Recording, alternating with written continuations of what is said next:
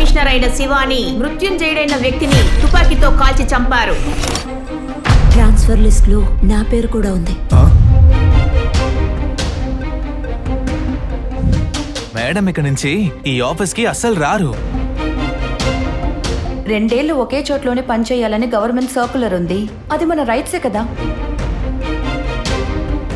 నా ట్రాన్స్ఫర్ విషయంలో నేను నిర్ణయం తీసుకున్నాను.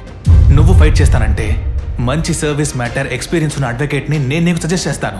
Case number 56 Shivani versus Andhra Pradesh government. Petitioner మీద లోకాయుక్తలో ప్రివెన్షన్ ఆఫ్ కరప్షన్ యాక్ట్ లో కేసు నడుస్తోందని మీ దృష్టికి వచ్చే ఉంటుంది. సార్, ఆ కరప్షన్ కేసు అది వేరే విషయం.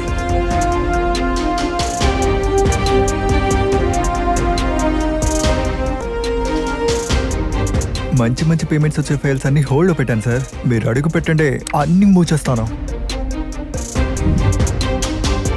ఒక ఇంపార్టెంట్ స్టోరీ చిక్కింది.